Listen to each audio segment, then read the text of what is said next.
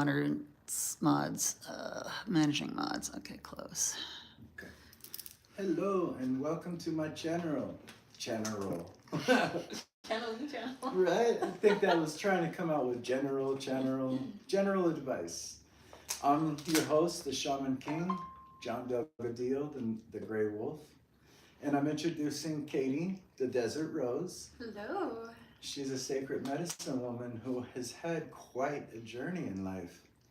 Um, Katy, like one thing, I read her book, her grandmother's book, and just watching the things that you've been through in your life with your family was really like, it was meaningful.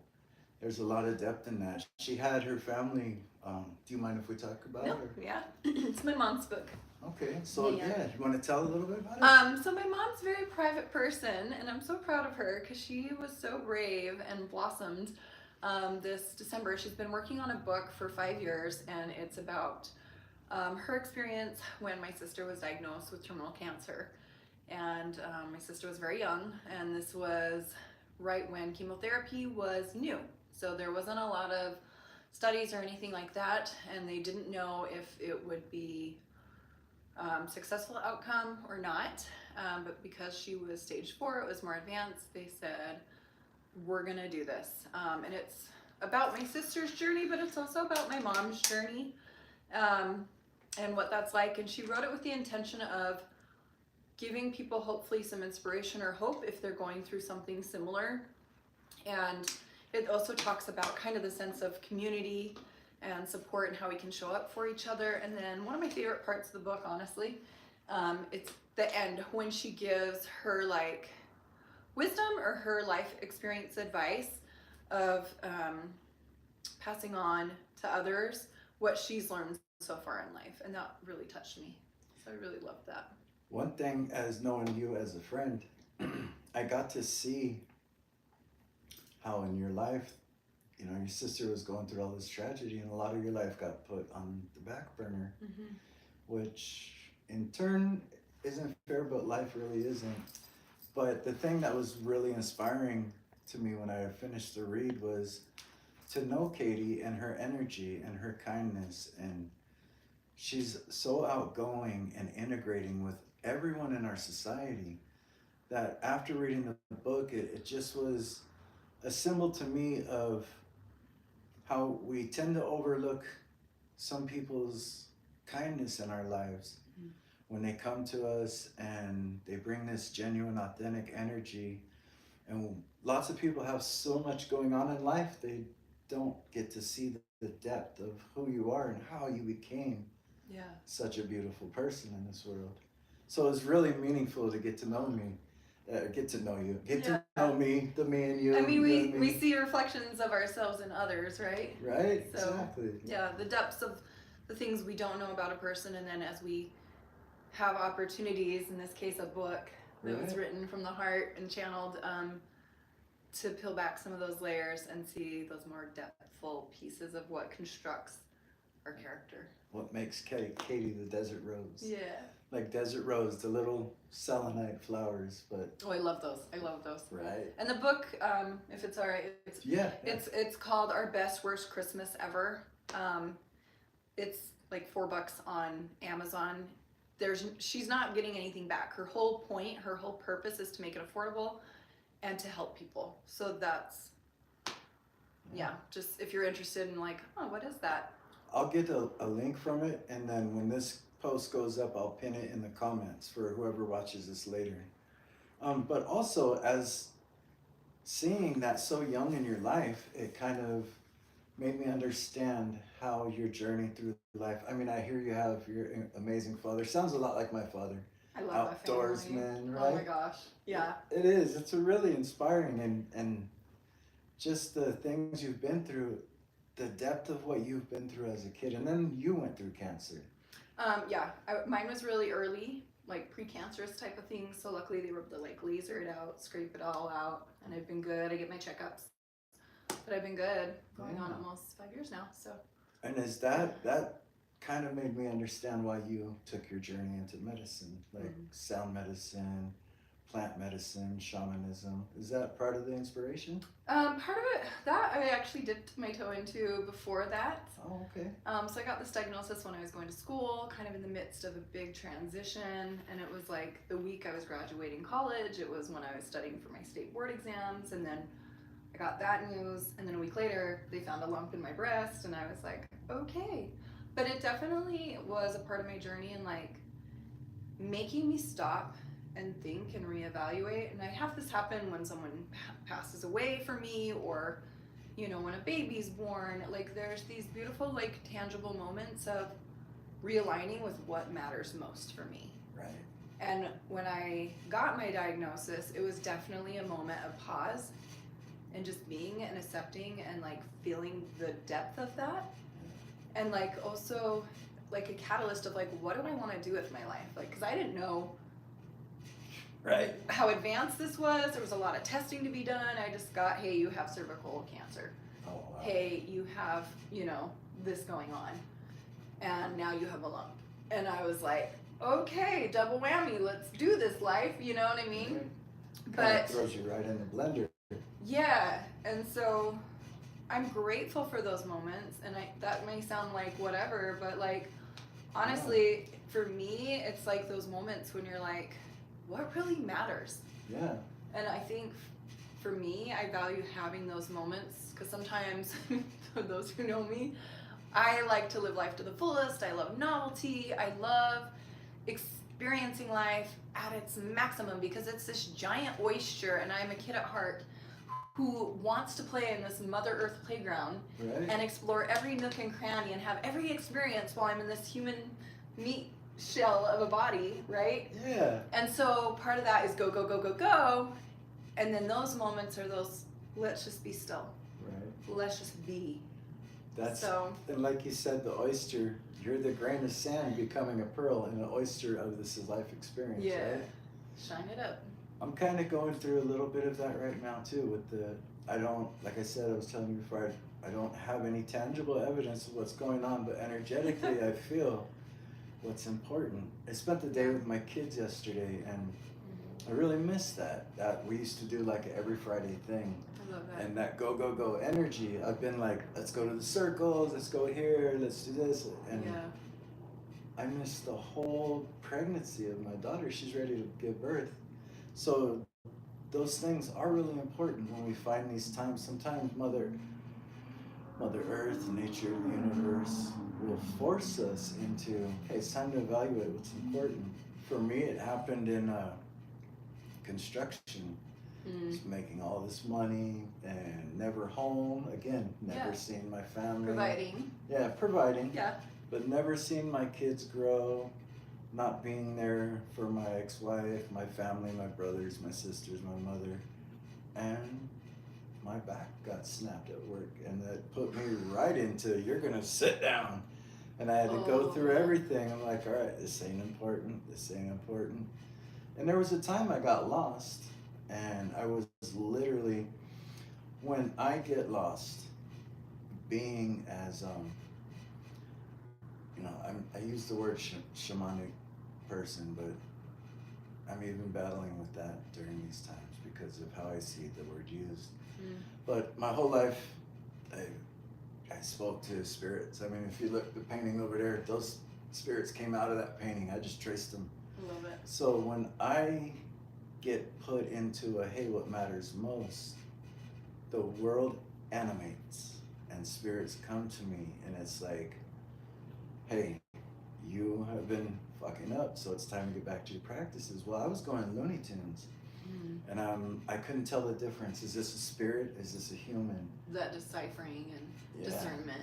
So I called, and you know, a lot of times I'll tell people about my shamanic family, right? Well, they were criminals, prisoners, and they learned the same way I did. When life shut them down and locked them in a box, go back to your traditional heritage. So in the midst of my chaos, going insane, I called one of my uncles who had just got out of prison. I said, I don't know what to do, and I told him what was happening.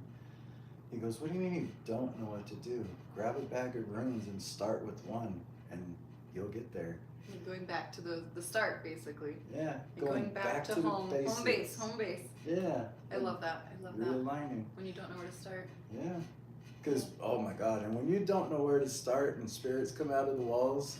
I laugh because I can both relate to that. Yeah, you know, it's like, oh shit, my grandma just walked in and here we go. What do you have to say, Grandma? And then Mom comes in. Who are you talking to? Right. Nobody. I'm watching TV. The TV's not on. Mom, leave me alone. Just talking to a visitor. I'm curious too, for those watching, like, what are your experiences? What are your resets in life? What, how those impacted you? And like, what are some experiences that maybe, yes, especially if you're new to some of these experiences, like, how are you processing some of those experiences, accepting those, or integrating with those? I'm curious. That's one thing too. Her and Jamie do Stargate Sound Medicine, and I've heard of, you know, some people, they think of sound medicine as, you know, oh, why should I pay somebody to play the singing bowls? Well, these people go really deep. They want to help integrate what you're going through. They bring you to, and sound frequency is a powerful medicine, and it dates all the way back as far as you can find teachings written. Sacred syllables, sacred chanting, sacred gongs, the voice of the universe, a sacred sound, Om. But like she said, I want to know your experiences. This is one thing I really appreciate about their sound medicine. They work with you. They want to help you process what you're going through. A lot of times when I do a little different route with practices, because I just do basically shamanic things, but it's really about finding the metaphors and what people have their experiences. Like we were talking about your dream the other day. Yeah. And dreams are symbolic in so many ways. Super connected to the subconscious. Yeah, so definitely too, put in the chat if you're there. We do have a moderator in chat right now watching. Yes. Awesome. We want to know your experiences because it is a tough thing. I went through 95% of my ascension journey alone. I mean, I had my father who taught me nature, and at the peak of it all, I'm going, I don't know what's going on. He says, remember when the fish know an earthquake's coming, they move to deeper waters. You're just intuitively feeling that. Yeah. But other than that, most of my family was in prison, scattered throughout the state. So books, studies, practices, meditation. So we understand it can be really hard for people going through dark nights of the soul, shadow projection. So what a shadow projection is like, let's say, if I know something is hurting inside and I don't want to face it, I will point the finger at other people, right? Nope. And hardly anybody knows that they're projecting. They don't know the terminology. I mean, at an unconscious, deep inner being, they know they're angered at somebody for something that's bothering them. Like if you have ever watched, let's bring it on a funnier note, you watch Big Daddy with Adam Sandler. And the guy's walking through the park and he's like, rah, rah, rah, and he goes, I know you're mad at your father, not me. And he's like, I am mad at my father. That's projection. And we understand this, going through these things that we've been through, we understand this about society. Not a lot of people have held space for those that, I mean, I projected, oh my God. We all do it. We're human. We're having a human experience too. Yeah. But it's interesting when you can observe yourself in that and then like step back and see it from that lens. Right? We're like, oh, like, look oh, at wait a minute. Oh my God, what about reflection? When the projections start coming back to us to remind us, To hey, mirror you our did like- this last year. Yeah. Oh my God. That's the, I call that karmic medicine. Yes. And it can go both ways, right? But like, when you're like, oh my gosh, this was me in this situation, and now I'm seeing it from that other side, from that duality. And sometimes those are hard pills to swallow. Like, ooh, Ooh, like the worse hardest. than nails on it, like chalkboard kind of thing. Absolutely. Yeah. But also so good because then you're like, oh, I can see this so clearly. It may be uncomfortable, but so clearly. Knowing that we've came from there. Yeah. That's what got to me. I went through that for about a year, and I'm like, I would come home and I would tell the universe when nobody's around, "What are you doing to me? Was I that bad?" It's painful, man. right? So You sit down and you're like, Oh. well, at least I'm in this space now where I know that that was me in this type of energy. So it gave me a way to go back to anything I was reflecting and be like, hey, this book really helped me, and subtly has become my kind of practice. Subtly has become my practice because I remember those, and you correct me all the time. You should do this, and I'm like, I should not do anything you say, right? Yeah. Like it's an I don't instant reaction. I don't care for that word. Right. There's better words. Yeah. So I learned to do subtly. Hey, I read this book. You might be interested, or anything I can do because we know what you're going through. And that's a lot of her practice. So tell me some of the things you experience while you're doing your healings. For me, I feel like I kind of tap in and tap out, if that makes any sense. Yeah. So I just try to keep out of my own way, keep out of my thoughts. I'm typically a person that's in my brain a lot more than I'd like to admit, and I'm happiest when I'm in my body. And so we do some like prep to support ourselves to create the space and to also encapsulate that space with intention, with serenity, with safety, security, with spirit guides, ancestors who want to be there, who are part of that ceremony. So we do a lot of ancient rituals. We will do, like if you think of the Bible, they will anoint them in the temple or whatever with oils, like the thieves. Oil comes from like Gadiat and robbers, and so we'll do essential oils, and we do Native American indigenous saging to welcome certain ancestors and release any energy that maybe as empaths, as people doing their work, attract with your natural energetic light. And so we'll do those types of things to prep for it. And for me, that really helps me also because I'm human and I have those same experiences like anyone else. Right. Listening to music, typically water is what we listen to, like a clearing. Water for me is very, very clearing, whether it's a shower, whether it's getting in a, like reservoir or a natural lake, which is my favorite. My bathtub, I love doing bath rituals.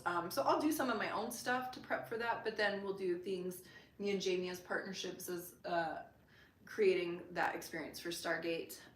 We also encourage those who have heard the call that are going to participate to set their intentions and to be thinking about that a week ahead minimum, 2 weeks ideally, so that it has time to integrate mind, body, heart, soul. Yeah. Like going into your gut for that and then integrating that with those other areas, and they bring that to that space as well. So it's not just like me and Jamie are doing these things. We definitely play our part and our role in it. Symbiotic. But at the end of the day, like we create a safe space for you to have the silence and also sounds that are therapeutic in opening up that space.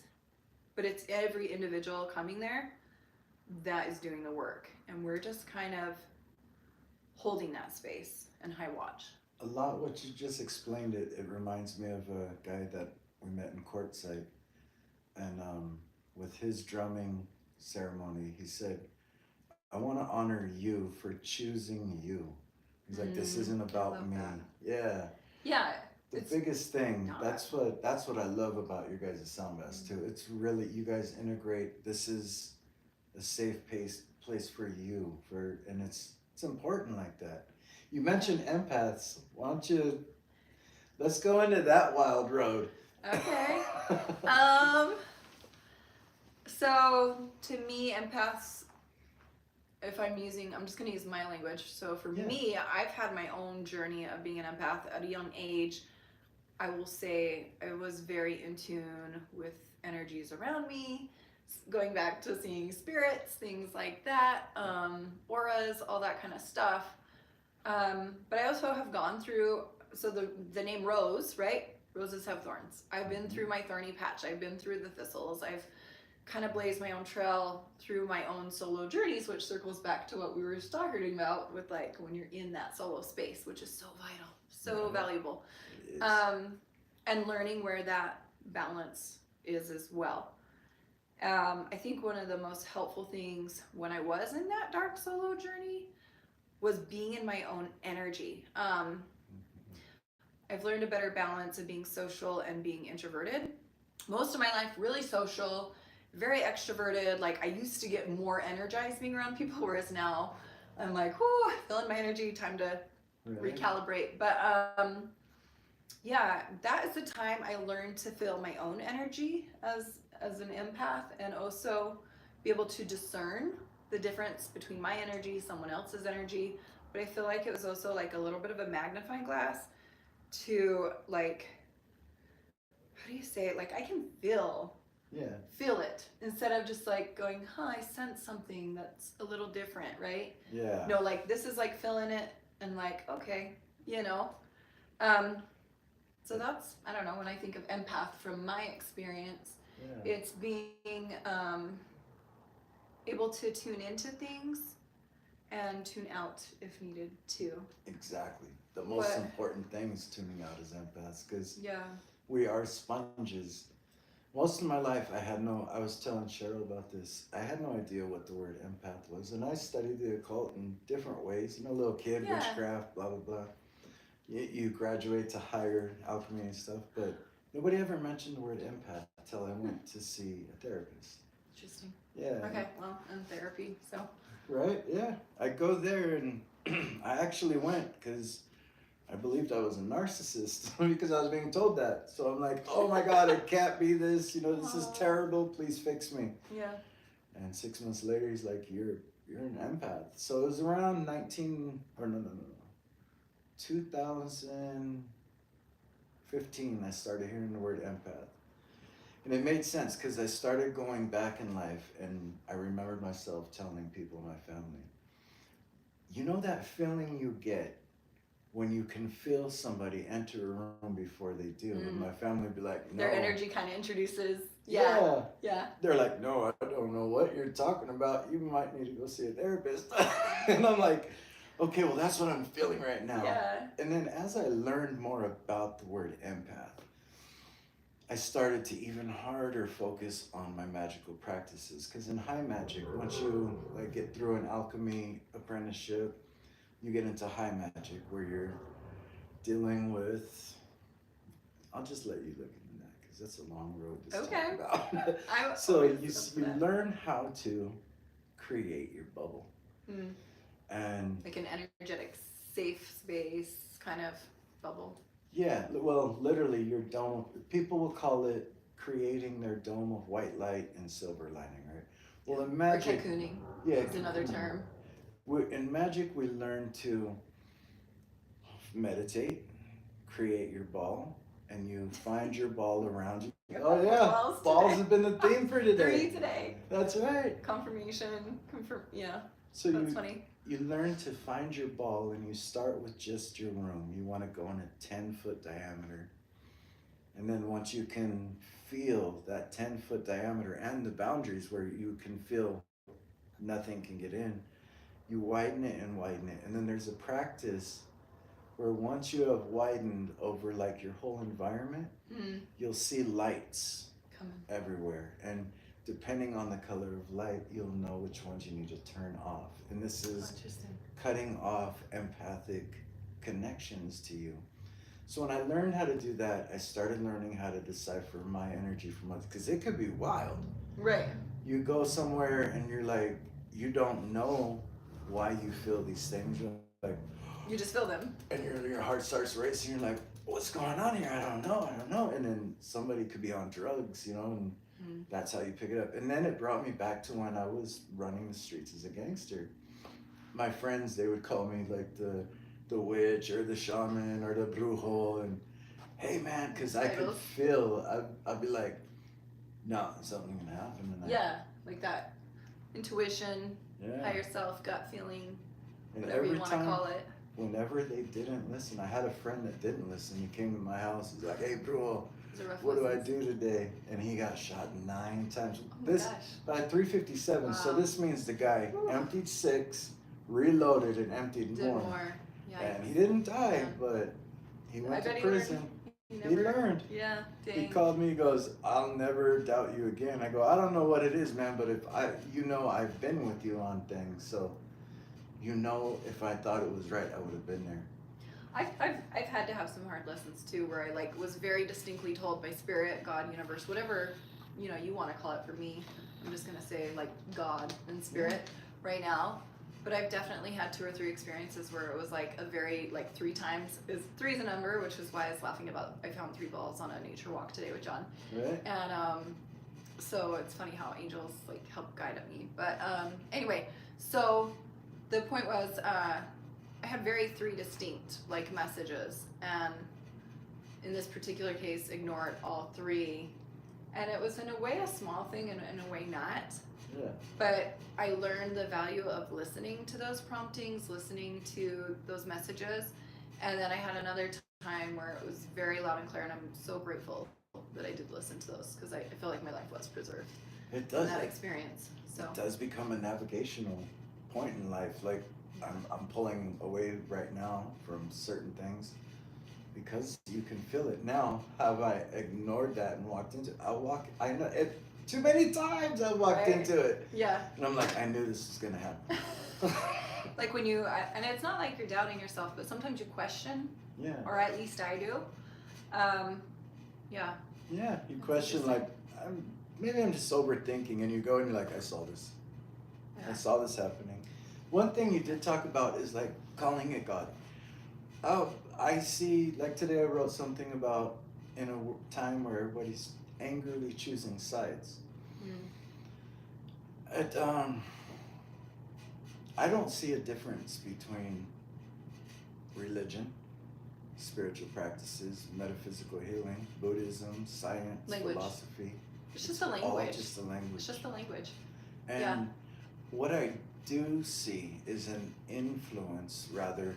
It's like this. When I started teaching Nordic practices to some people, and it's new to them, so it's very territorial. Unfamiliar. Yeah, and Uncharted territory. they want to have an enemy, Yeah. and they're like, "I was in a church and I hate." And I'm like, bro. It's the same thing. If you give me a little bit of time, as we walk through the Nordic shamanist path, you'll see it's a reboot. It's a reboot. When the ancestors died, their religion had to be cast out. So what was left was either written in fairy tales or it was told down and passed down wisdom. But then they created a new religion and they rebooted it. Now where we get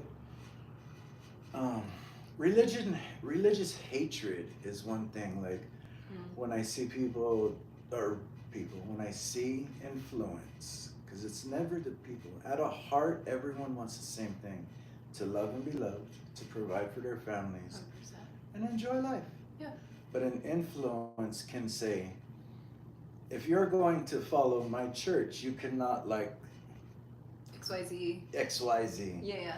And so it's not, I want to, for people out there that are struggling with this, because I have family and friends that do struggle with this. Whatever you believe is right. I mean, funny little thing to put a spin on this. If you need to remember that, look at the word Budweiser, because you deserve whatever is right. Or yeah. That's fun.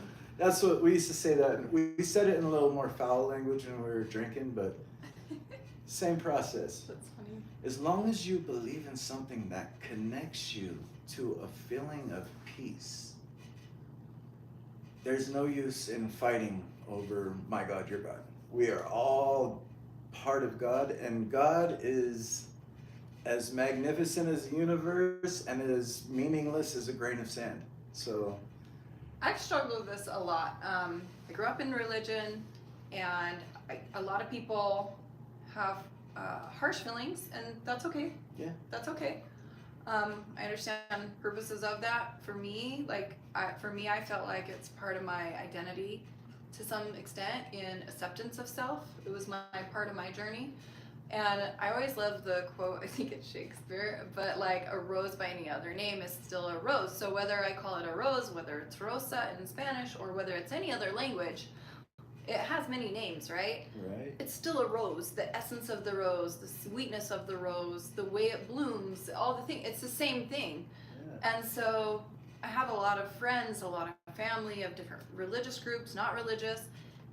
And to me, it's all the same with just different ways of connecting to it in what feels most resonating to that individual. Right. And I never want or would try to like convert someone or like change their convictions. That's their conviction. That's like their belief. And if it calls and helps them, like you were saying, align, feel balanced, feel peaceful, like that's all that matters.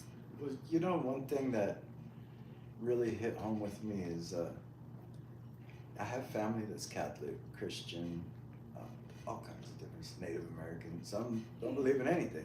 Yeah. And when people were like, "You still talk to them Christian," I'm like, "Well, those are my family, and I'm Yeah. sorry if I Are we have not? if I have to disown my family for this is my blood, and whatever they believe, I'm gonna love them." So that can be where I've seen a lot of people, especially in the pagan and the witch communities. It's like, don't, if somebody loves you, don't boggle over what they believe. Like, that's as silly as, Don't let it trip you up. Like Yeah. humanity is one family. We're all in the same boat. exactly. Like- It's got different colors, but it's And- the same boat. Yeah. We're floating. Like why It's not happening. support each other? Why not help each other? And there's a way to like value those differences and learn and grow from those differences. Like how boring if we were all the same, but then also like why not focus on the commonalities too? Like, oh my gosh, you love plants, I love plants. Oh my gosh, tell That's me the about study of alchemy this right there. perception. Like That's alchemy right there. win-win. All of alchemy was every mystic from every belief from all over the world met in the word alchemy is alchemet. Kemet is like Egypt, the dark lands. Mm. So the dark art, the dark magic, the black magic is alchemy. It's the soil, the earth. But they would meet at that Nile River area. There's Jordan and then there's Egypt, and they would meet from all over the world to share their stories. So when I was going through an alchemy apprenticeship, you know, I'm reading all the faiths, all the religions, and I'm like, this is all the same story. Yeah. It is so Different beautiful. words, but still. Yeah. And I saw the Yeah. beauty in it, and I stopped. I mean, I would still have some certain family members be like, my only God is Jesus Christ. I'm like, yes, I love him too. I drink with him all the time. He is I love him. Yeah. You know, and they're like, you know, but it was kind of a jokingly way for me to say, dude, I love whatever you believe. You know, because that's what you get out of alchemy. You get out of alchemy, there is no side to choose. The gold that we try, that's the key phrase in alchemy. Transmute lead to gold. Lead is your root chakra. It's when you have not uncoiled the Kundalini serpent. Gold is the prime of your heightened enlightenment, but it's the essence. So alchemy is, if you take anything in your hand and break it down, destroy the body, you'll find the soul. So what I found in alchemy is the same with all astrologies. You find the different cultural experiences, if you will. Mm-hmm. This is how I experienced it. This is how I Our experienced lenses, it. our stories, our But in the middle, here's the Yeah. golden thread that weaves them together. Another thought that came to my mind, and I'm like, this is so full circle, but like the people I'm closest to, I know their stories and I know things about them, those vulnerabilities, the intimacies of the relationships, be it friends, be it romantic partner, be it family. And it's part of what increases my empathy, increases my patience, increases my acceptance both of self and others. And if we all had the opportunity and privilege to like really truly see each other's stories, Yeah. we would treat each other so So differently. much better. And unfortunately, we don't have this like open third eye all the time or Yeah. connection all the time where I can look at someone in the grocery store or driving by, or especially when people are having a rough day or whatever, and being more patient and understanding. But I feel like if we genuinely could, we would be so kind to each other. Like, That came up after you left the plant walk today. We were oh, talking how about fascinating. reading seers, reading people's minds. And the same practice I was talking about shedding it out, works for the telepathic seeing, mind reading, seeing into people's mind.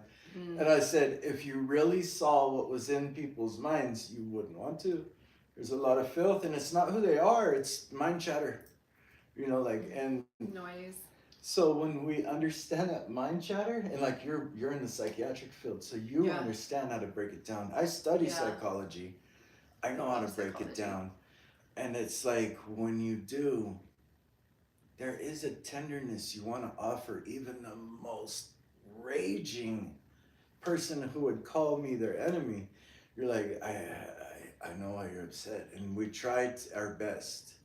And as empaths, I think that can be both a flaw and a greatness, because we want to try our best. We want to help heal some people. And healing could be anything, as sitting and holding space, or Yeah, listening, providing a space for them to tune out and hear the frequency. So the cartoons of the mind can come through vision and metaphorically tell them, like, this is the thorn you're holding. Let me remove it and let go. And that's what I think our roles as empaths, like, I never know. And we never asked to be born with this. it just happens. It happens, and Yeah. you're at first you're like, why me? And then you're like, oh, this is why me. Okay. I feel like for me, two things that have been really helpful is cultivating curiosity and healthy boundaries. And I used to hate the word boundaries because I felt like a shut out or a fence out. And it took me a while on my, again, solo journey to understand the love behind it for myself and others. But then curiosity cultivates healthy conversation, which can help me understand that story. And I don't have to agree with like certain behaviors or whatever, but I can understand the root of where that thorn might be coming from. Yeah. And I'm laughing because as you were talking about pulling out the thorn, I don't know if you guys have seen that commercial where there's like a guy talking to the lady, she's got a like nail in her head, and he's like, you got a nail in your head. And she's like, could you just listen to me? You know, and he's like, she's like, I'm in so much pain and I don't know why. And he's just staring at that nail in her head. But that's how it is sometimes. When we're in the thick of it, we're in the midst of it, we can't see it because it's too close to our emotions, it's too close to our heart. Yeah. But it's not always helpful or appropriate. And we were talking about this too at the garden. As empaths, if I see something, it's not always appropriate to just share that or say that. And it kind of, I feel like, can rob someone from the beauty of learning on their own journey and their own divine timing, depending on the relationship. I might say, are you open to, you know, yeah, you said a lot. perception? Are you open to this? And so in this commercial, he's like trying to focus on helping her get the nail, the thorn out. Yeah.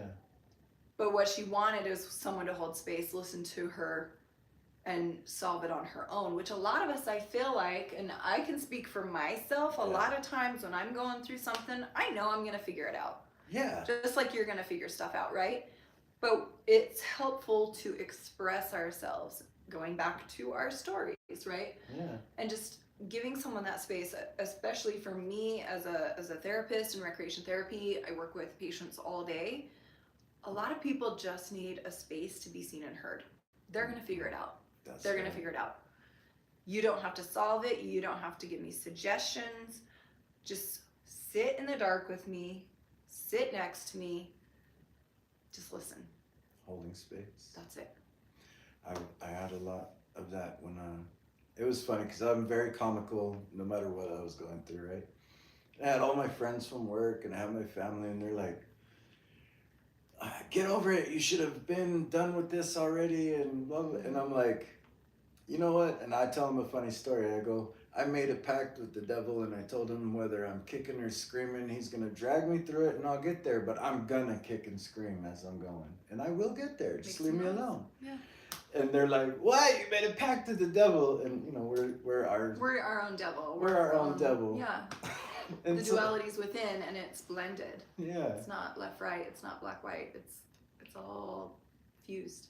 And that's I It's recently had a family member. She was going through mental health issues, and her mother reached out to me and said, "Well, what do I do?" And I said, "You need to let her rest." So the reason I comically told everybody I made the devils, they're like, "You need to get out there and get back to work," or this, that. And I had spinal injuries. I had mental trauma. I had from a lifetime of things. And it took rest. It took 10 years of rest. And it took 10 years of figuring out all the things I wanted to do that were just fake. They were just like, "Oh, I'm going to try this." You do it, you're like, right? And you go through these things, and this rest helps you settle out of the riffraff. This woman specifically was asking me, "What do I do with my daughter? She needs to make money." And I'm like, "No, she needs to rest. You need to stop forcing her to make money. She's having a schizophrenic breakdown at the moment.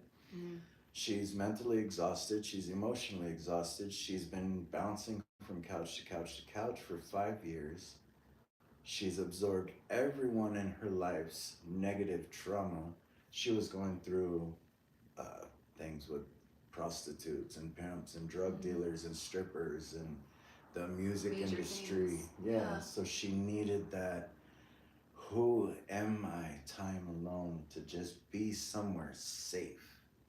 So this is a lot of the process. Like when you're going through all this, you want to do these hobbies, and you're gonna lose a lot of them. And the ones that fundamentally stick with you, as it's not something you do. Number one, we all want to get paid for every little thing we do. Look, I made a star, pay me, right? We all want that. But in reality, those are the things we need to shed. And we're like, "Oh, at a base, this brings me joy." When I'm in a joyful space in life, I remember that it doesn't matter if I work on an assembly line or a slaughterhouse, or me, I was a plumber, or I herd turds for a living. I appreciate this money. I was able to, this is a lot of the process. If you're going through dark night of the soul, here's what you're going through. You're holding on to everything everyone has told you you need to be. And you may have been born an empath. You may want to learn about astrology, not to be the world's greatest astrology reader, but to understand who you are at a depth. And what you want. And what you want. What feels good? Are you a night person? Are you a day person? Are you a socialite? Are you a somber? Are you, this brings the core of who you are out, so you can break the many layers of that ego, but the ego that was given to you as a uniform. Welcome to the military, son. Put on your boots. Here is your uniform. You will say this. You will walk like this. You will eat this. Shatter those shells. While thanking them, having gratitude for the purpose they served, and learning from those as well, which is a part of that acceptance process. But then also, we outgrow things. We outgrow within time. things. Oh, okay. I'll be right back. What are we at for work? 45. Okay. I'm just going to sit here and uncomfortably stare at you.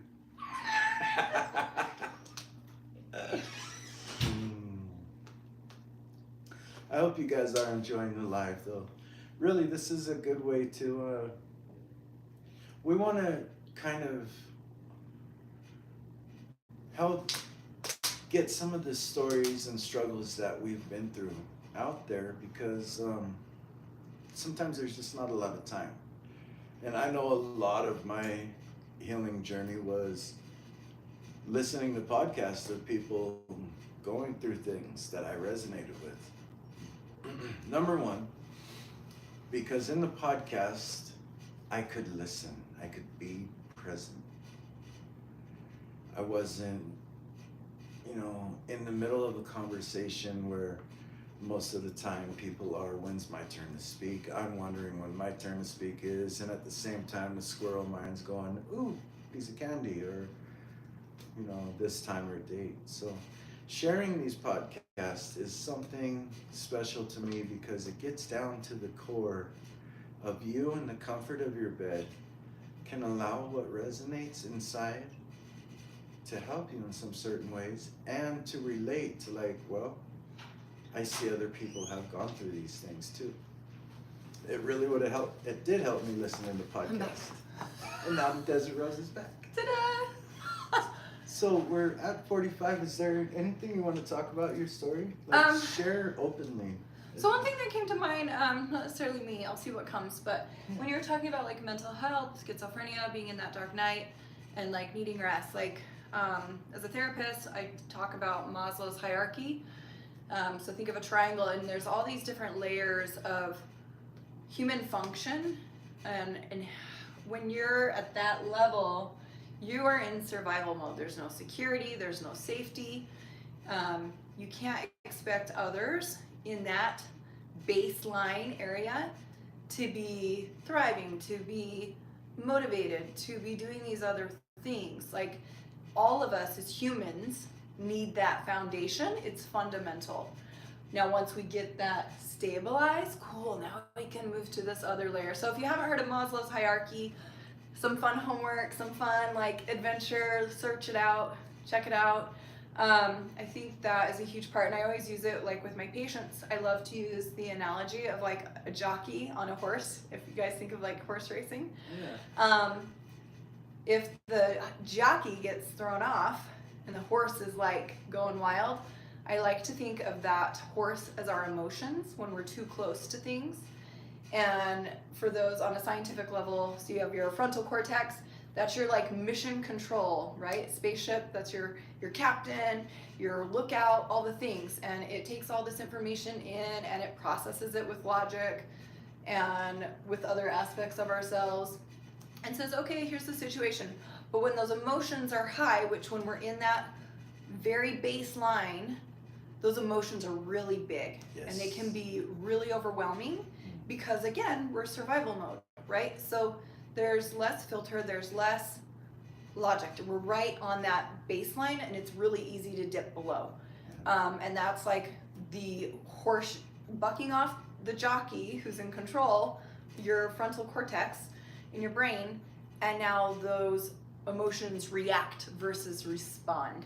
And so anyway, check out Maslow's hierarchy, and if you're trying to relate to somebody going through mental health challenges, a way to sit in that dark is to understand at least the scientific base of it and why those emotions may wave and why things may trigger or impact them more than somebody who is, thriving in life or has security and those types of things. Like, think about, this goes back to fight, flight, freeze, fawn, right? Yeah. People who are trying to get to that baseline are in those four modes at all times. So again, holding space and rest. Rest is so essential in a lot of ways. Yeah. When you were talking about that hierarchy, it's in the Nordic rune journey, when you're doing your runes, the Rido rune is the rider, but he's not on his horse until he gets to Ehwaj. And Ehwaj is the horse, and when the horse and the rider are together, that's Mercury in the intellect. What you're describing is that Terminator. There's a pair of shoes. There's a phone, right? When it discernment. Oh. And then it gets to the Ehwaj, the horse, and the Buddhists talk about this too. Aligning your intellect with your emotions in the body is the same as, what do you call it? It's already gone. The hierarchy. Maslow's hierarchy. So that's what that reminds me of. So I see the philosophy and how psychology evolved from the ancient practices and teachings, and it's really beautiful because it's really true. When your horse, when your body is like, let's just Christians, Catholics, and religious folks, they talk about being in the flesh, right? And when we are not in alignment with our soul, our hierarchy, our joy, our carnal, primal instincts, we're like survival, man. And it's all about indulgence. Hello. So when you can align that Mercury mind, this is why meditation was important to me, because Mercury is the chatter. It's like, hey, I want a sandwich. Hey, I should go outside. Hey, what's that noise? Well, if you're just starting to meditate, you're gonna experience this. Don't let it frustrate you. The spaces in between those squirrels will get longer and longer and longer. And you're never gonna be apart from, ooh, I want a sandwich, or whatever. But your spaces will get longer. This helps in impulse control. Say you're faced with somebody challenging you, where before I never even thought I would put a punch right in the mouth, because that was my instinct. Now when someone challenges me, I tend to light a cigarette. It helps me breathe. I step back. A minute. And then I don't care if I can only pause for 5 seconds. That 5 seconds has helped me stop and see them. And I can retort calmly. Now you're responding versus reacting. Yeah. I have one more thing I want to share. Okay. We're talking about horses today, apparently. Yeah. But I had one more memory. This was last June. Last June, I went to a women's retreat in St. George, Utah. It was up in beautiful Pine Valley. It was on a gorgeous ranch owned by a family, and we got to witness a wild Mustang, and it was a Mustang laydown. So I want to bring this in to give a different perception of someone in that survival mode. So with the horses, their brain is different than ours. So, and especially when they're wild Mustangs, they're used to two things. It is safe in my environment, it's unsafe in my environment. Exactly. Period. Okay? So when we observed this trainer, he'd been working with this particular Mustang for about 2 years, right? And he has a tarp down on the ground. That horse does not know that tarp is safe. I have a human brain. I can process, it's a tarp. It's not harmful. Yeah. Okay?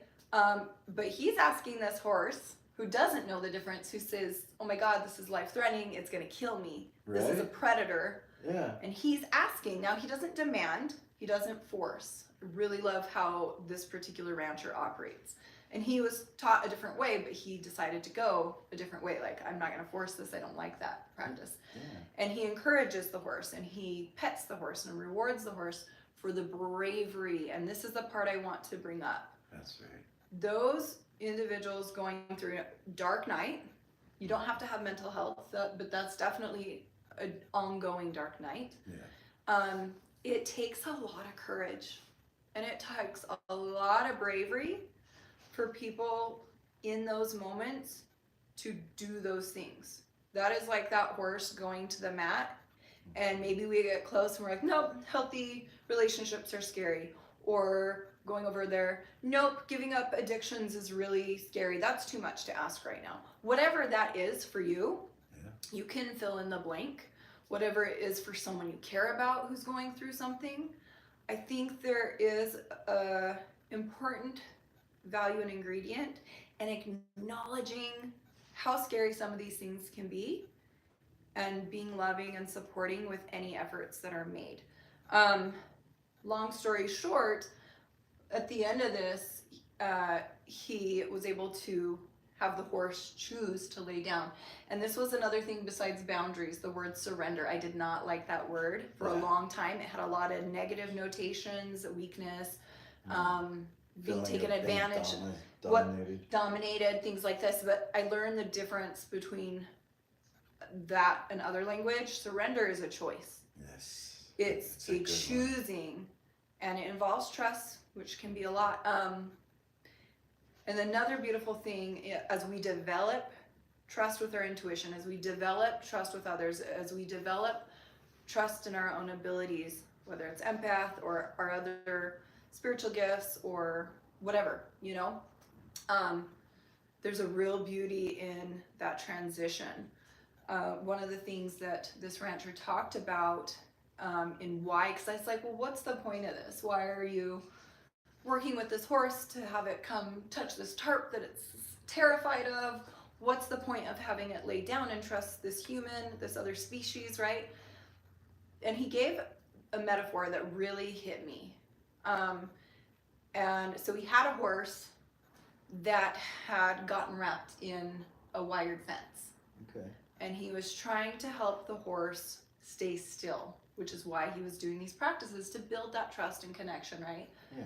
This particular horse, fear got the best of it. That horse actually decapitated its own leg because he couldn't get him to sit still to take it off.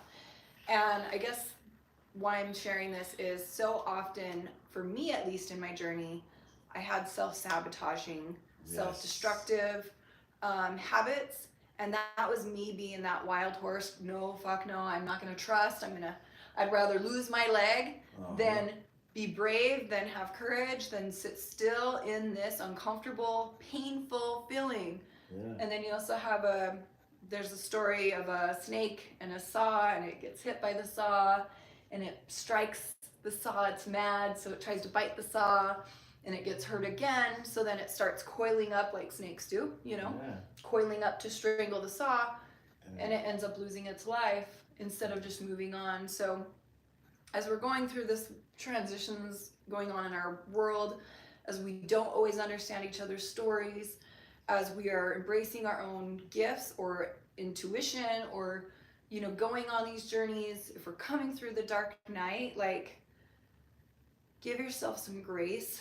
Give others some grace, and don't take things personal. Don't snap back. Like, find that space and find it within yourself. The Four Agreements. Read that book. That's a really good book. Yes, and that's what you said about surrender. Coming from a machismo background, that word always, when people are telling me you need to surrender, I'm like, I will fight until the end. And wow, where did that get me? Nowhere. But learning that surrender has nothing to do with being dominated. It's surrendering to the peace of acceptance. Like, it's like trying to change somebody's point of view is like trying to change what they have in a dream. You can't. But you can surrender that their dream is what's meant for them, and it's not. You don't have to have a feeling towards it, but allowing people to express it, be brave, experiment. Oh my gosh, one of the biggest things that used to bug me is be a beginner. And so many people, when you're trying to be a beginner in things, well, you should be a master, or dude, I'm a beginner. And I'm going to begin, because step one leads to step two. Don't try to jump from step 1 to 50. The word master to me limits. It limits your ability to evolve. Understanding this is surrender to me, because I want to be a forever student, because it lets me see the world in wonder always. Wow, I learned a new thing. Oh, I never expected this person to teach me philosophy. Like I said, most of my philosophical grand wizard, shaman master teachers, homeless, strung out, prisoners, people who lost everything in their whole life and surrendered to something is obviously wrong with what I'm doing. And they internalized their life, and from their darkness, they were able to pass a torch to me. Don't ever be like me, mijo. Hey, son, don't ever follow in my footsteps. And I'm here today rather than being in prison or dead. And I have children that are grown today. I have grandchildren coming. I'm able to live a life people who taught me could never do. That's surrender, because they were my heroes. I surrendered to the idea that that was my life. That's not who I was. And with their wisdom, we find light. I love the scripture. He teaches us always so edified, and I've experienced this so many times in my life. Whether I'm learning from my patients and I am inspired by everything they've been through and their resiliency and their bravery, or whether I'm holding space at Stargate Sound Medicine and I'm watching and inspired by people committing, making time, and investing in themselves to do that work. And like, we're always teachers, everyone's a teacher and everyone's a student. And it's such an awe-inspiring experience. It really I'm so is. grateful. I learn from you. I learn from my friends. I learn from anybody really that I come across in life. I can choose to learn one way or the other. Right. You know, like if I get agitated with another human being, well, that's interesting. I wonder why that's my reaction Yeah. versus a response. Oh, that's interesting. That comes up. If I see and observe something and I'm like, wow, that's really powerful. That's amazing. Oh, that's really cool. Why did I find that inspiring? Yeah. Like, it can be simple things. The beginner's mind. That's the Buddhist philosophy. Well, I'm pretty sure we're up on time. I know Katie has an amazing experience tonight. Oh, excited, yeah. Okay, and so we're gonna cut it there. I'm gonna have you got a YouTube yet? I don't have a YouTube yet. I have something coming down the line. I'll give you a little sneak peek. It's called FUN. Awesome. I was trying to find a way to blend all the different diversities of myself, and I'm always motivated by fun, so it's finally you now, Oh, that's cool. and how that brings fun back to life. Finally you now. I like that. Well, Finally keep us you. posted on that. Yeah, I will keep you posted. Cool. And then whatever she does, I'm gonna share on the channel, and taking a 2 week sabbatical from Facebook, but I will be back, and all of this will be available on Facebook as well. So stay tuned in. Thank you for having me. Thank you for having me. Thank you for Love coming. your insights. I couldn't see your comment here, and my moderator's actually right here. So thank you for tuning in. Everyone who tuned in, thank you. Yeah, we had one viewer who was in tune with the horse spirit and was very excited to hear you speaking about the horse spirit. Awesome. Nice. Love it. Thank you. Horse represents Ashwini. So Ashwini in the nakshatras is in Aries, and it is the metaphysical healers, the surgeons.